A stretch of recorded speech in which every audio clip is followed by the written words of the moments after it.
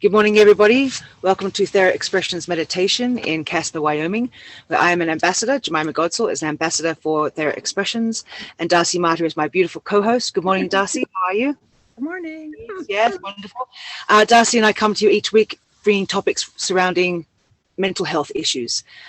We are coming from a place of friendship with our own experience, our own feedback, our own life traumas and dramas and hoo-has and just average days anyway, from all extremes, and we just hope to normalize the conversation around mental health issues. So welcome. Just before we do get started, there is a disclaimer down below, just has to be done, and also there is a 988 number, National 988 Mental Health Awareness number. So now instead of the 1-800 hoo-ha, it's just too long a number. We have this beautiful 988 number where you or anyone else can ring. If you have someone you love or yourself is feeling distressed, please reach out. There's this fantastic national line that we can really take advantage of, that easy number, and immediately at any time you want. So I think that's just hallelujah, finally. I mean, 1-800, what the? Last thing you want to remember at that time is all those numbers, isn't it, Darcy? Like, right. God. So here's to the national number. So as we said, Darcy and I bring different topics each week. This week we've decided to talk about judgment. I had a bit of an issue yesterday with my partner, with my beautiful love, and there was something that came up that that spun me sideways, and I just disagreed, and my judgment was particularly harsh. I realized that I could have my boundary, but I don't have to be so harsh. And Darcy saved my life last night, saved my situation last night for a very long, uncomfortable night. About 10 minutes was the sort of issue, and realized that, the harsher we judge someone is really a reflection of how harsh we judge ourselves. And I was like, oh my God, yes, because I am a one to have, especially from my past, beat myself up continuously, like humans do. We all tend to do that. But it was really quite observation of how harsh I am on myself, and I was projecting that onto him unfairly, so because I can still have my boundary and say that's not, I would never do that and disagree, and hopefully I know he will never do it again. But it was just a real eye-opener in terms of judgment. So I do thank you, Darcy. So please expand on what's your point on, especially what I sort of text you. You sort of were really strong and confident with how you were presenting your words to me. What's your idea around judgment? Well, you had said that you had heard him say something from his past that he had done or been or associated with affected you on a personal, moralistic level. And you were like, wow, how do I deal with this information about this person I love, who was a person maybe before I would never have dealt with? Yeah, I would choose not to, Yeah, you would not even be near them. And I said, well, first of all, people change. Yeah, I forgot that too, by the way. I was like, oh my God, drug addicts change too. I was like, oh shit, yeah. Because I used to be a drug addict guy. So yeah, it's like, oh my God. So yeah, shocker. Yeah. So I was saying that, ex-gang members are now therapists and motivational speakers to help people move past being in violent gang membership, right? Yeah. And Klan members are now liberal activists, right? And drug addicts are now healthy. Yeah. Right. So we can change. I think the issue is when somebody, when we hear that somebody had a life that we don't like, you know what? Can we pause for a second? I'm getting such bad feedback. I can't even hear. Yeah, sure. Hold up. We'll be back in a sec. Hello, we're back. As we were having a little technical stuff go on here. And we're 100% authentic, so, oh well, such is life. We have these hiccups. Yeah. Working out. You were talking about judgment, and Darcy, you were talking about... Yes, yeah, so we have this way of judging everybody, based on what we feel we can handle, which is fair enough. And then basically what we're really doing is judging ourselves.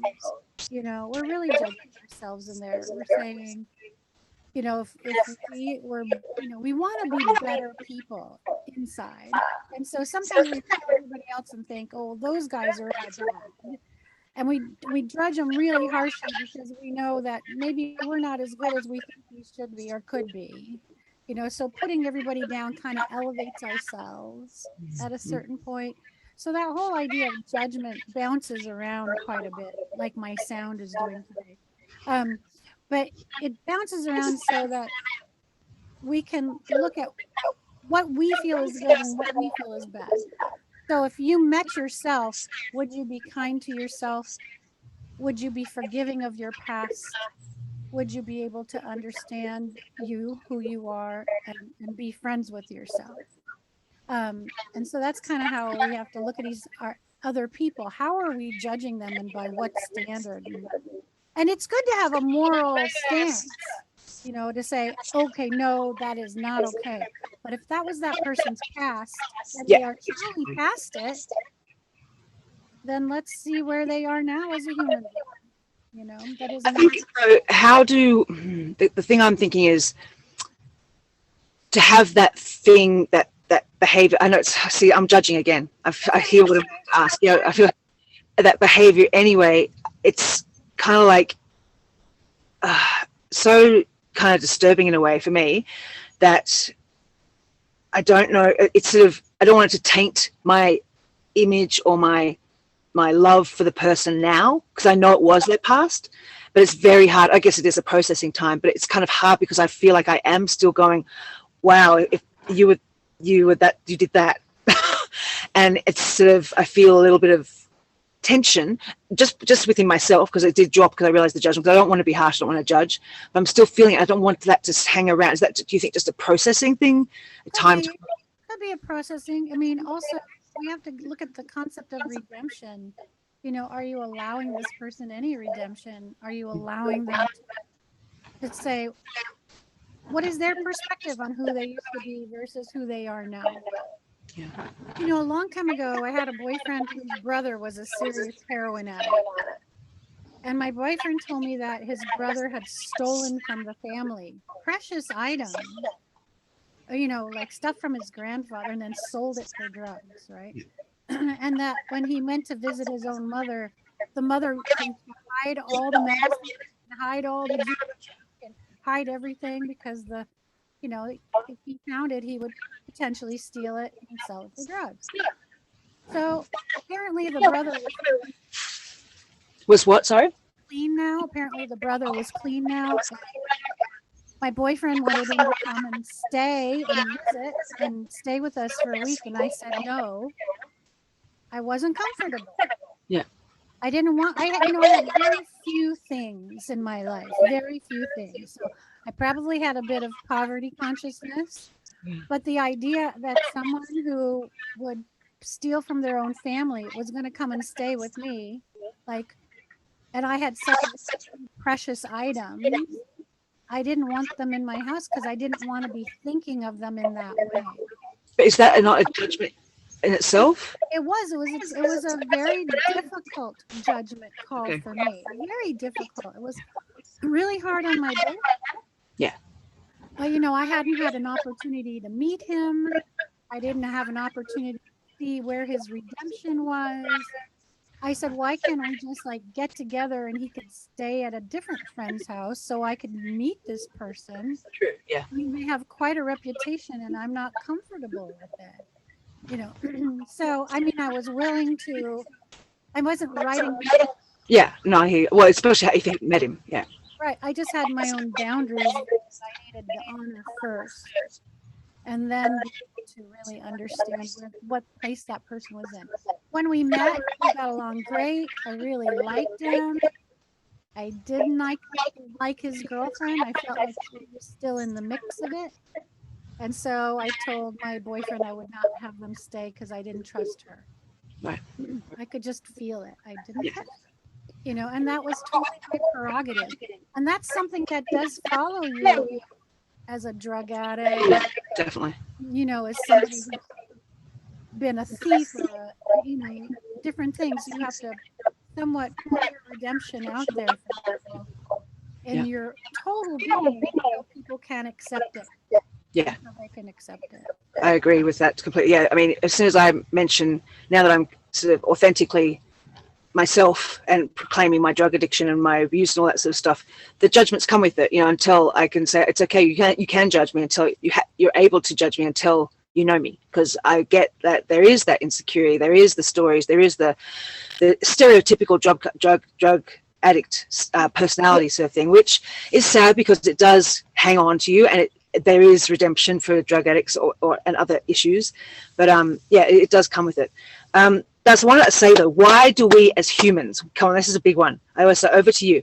Why as humans do you think it's a personal thing? Are we so self-judgmental that, as you said, it's a reflection of ourselves? And it's so, like, until you stopped me last night, I was going down, and it really stopped me to go, oh, it is me abusing me again. Like, I wasn't abusing my lover. Not, I didn't mean to use that word probably, but I do abuse myself. But I was very harsh, very like, just stuck going, oh no, that's just, you know, really uncomfortable like behavior. And I thought, why is it that we are so harsh on ourselves?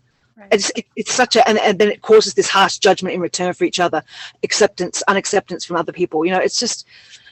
Well, I think right? I think a lot of it has to do with religion. Oh, really organized religion. That this is something that we're taught. I mean, the judgment issue is a big thing in religion. It really is. You know, that's how we get that we're right and we're wrong. Our God is the one that's right. And when we die, God will judge us, and who can go to heaven and who does not go to heaven, and that whole Catholic Christianity thing, and you know, and how you behave now, and who's watching you, and all this. Isn't that ironic? I mean, religion's meant to be all embracing, all accepting, or even of the other people who aren't in the religion. So what happened? What happened? Power. You know, power. Yeah. It's about power. It's about controlling. It's about controlling the masses. You know, controlling people so people will work and work and work and work and get one day free to rest. Oh, well, we get a rest on God's day, on Sunday. And otherwise, you have to just work. There's no time to dream. There's, you know, even the 5-day work week. I'm going to go on a rant now, Jemima. I have to. So the 5-day work week is really created by wealthy people who wanted to, you know, use slave labor. And so they made people, we used to work 6 days a week, 7 days a week, but unless you went to church, then you got to go to church and have a day off. But this 5-day a week work week is ridiculous. You get one day family, because the other day spent doing chores. You have to run your household. There's no time. And the less money you make, the less time you have to rest. So true. You know, so true. You have 2 jobs or 3 jobs. And so, you know, this whole just thing is what we're taught. We're taught that in so many ways. And it's really about power over the masses. So they'll work as slaves for their entire life and not question it because they're too tired to question it. Because, you know, if you don't work, you can't live in society. You're a bum. Everybody's judging you. Yeah. I mean, my own family, you know, they used to, because I was an artist. My sister said, "When are you going to grow up and get a real job?" I just made more than you in 1 week doing one show, and you made all year. Like, stop, you know. But regardless, you know, the judgment thing, it makes us feel better when we can judge others, right? Like, and then we are so harsh. Yeah, and we're so harsh on ourselves, so that judgment of others, we have to be so much harsher on the other person to raise our vibes, well, fake vibes, up because of feeling so low already. Yeah, it just is. Yeah, there was this, there's a playwright named Lillian Mm-hmm. and she wrote 2 plays. She wrote a play called Another Part of the Forest and Little Foxes. Mm-hmm. And when she wrote the first play, it was about this terrible, terrible family and how terribly they treated each other and other people. They were terrible. But when Lillian Hellman was sitting in the audience, she was shocked to see how much the audience judged everybody. And instead of seeing themselves reflected in the character, oh wow, those are bad people. So she wrote the other play as a response to show this is how you guys get this. Here these people are younger and how they were molded into being like that, just like you and I. Yeah. just like yours. So, it's great that you have observed this idea of judgment. Well, thank you though, because really, just remember, people, like the harsher you judge someone, it's a reflection of you judging yourself. Like it's really so powerful to sit and think about that. Like say it against yourself or hear this again, because it really is. It stops you and goes, "Wow, I am really abusive to myself," and hence my judgment was so harsh. And as I said, you can still have a boundary, you can still have a moral, but you don't have to come across with this high mighty putting that person down. I mean, that was not my conscious intention either. I just wanted to say, this is disgusting. I do not agree. I can't believe I'm with someone like this. That's pretty insulting, isn't it? And so it's just a really powerful, powerful moment that you did when you texted me saying, the judgment of someone else is a reflection of your judging yourself, how harsh you judge yourself. It was like, oh, hallelujah. That makes so much sense. Okay. And I went straight to him and said, I'm sorry, I'm over it. And he thought it was a little weird that I was quick. Because he knows I'm a drama queen, hang on to things for a while. I said at least a day. But it was awesome and such an awakening. So thank you. And if that can help anybody out there in terms of judging other people, damn, I really hope it does, because it's a powerful thing. Judging is a harsh thing for us and for others. It's really harsh. The Navajo have a saying that when you point your finger at one person, you have three pointing back at yourself. Oh my God, it's goosebumps. That is so amazing. Yes. Oh, God, they're smart. So spiritually. So pointing is a very bad message. Oh, isn't it? It's just derogatory. It's like, it's just like, put your fingers down. Yeah, that's so true. I like the three fingers back. Right. So okay, great. Darcy, do you have a card pull for us today? I will. And is there a particular, do we want to ask about the concept of judgment? Yeah, let's see what we can take for judgment. You're holding the card, so I'm not sure how to question it. So you think of the question in terms of related to judgment. I don't know how to just see what pops out. Like we don't even have to question that, except to say maybe we could ask for a little more guidance and clarity on the concept of judgment as we beautiful ourselves and others. I think that's a really important thing when we ask. When we look at, are we judging ourselves? Yeah. Are we living our best self? Yeah, exactly. I mean, that's what we're trying. You don't want to live your best. You don't want to try and live your best self by judging others, because that's the wrong way of upping your ego. That's an ego thing, isn't it? Rather than being your best self, we're trying to quieten our ego and become our spiritual best. Okay. Beautiful. Don't forget to speak into the mic, Dee. Okay. Okay. Okay. I know. I'm using Sandra Ann Taylor's beautiful. Energy Oracle card. Beautiful cards. Yeah. And so I pulled number 41, which is the seventh chakra, Archangel Uriel. Crown. Right. Woo! Right. There you go. Crown chakra. Well, that's pretty appropriate. Right. Opening ourselves up to the higher realm. Amazing. You can't make this up, people. I swear to God. I swear to God. I don't mean to swear to you, but I swear to goodness. Swear to goodness. So it's here we go. So it's spirit connections, intuition, and inspiration. The beautiful angel Uriel, also called the fire of God.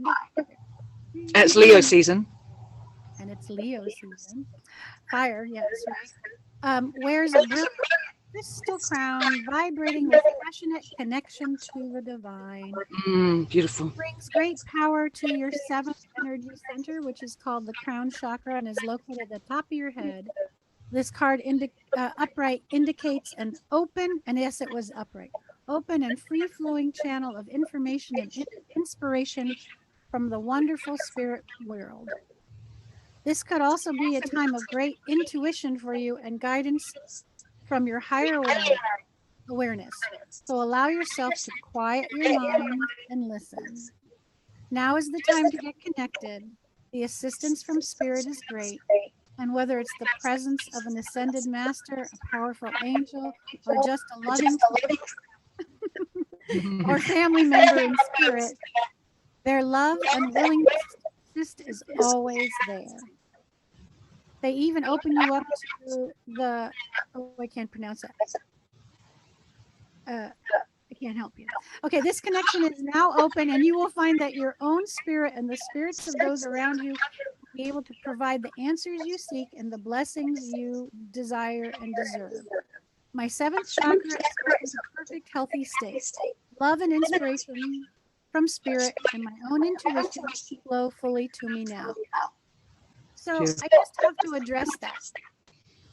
When you're connected to spirit, what you're seeing in the other person, when you connected with that, your lover or great friends, regardless of their past human foibles and mistakes, you're seeing their essence, the true person who they are.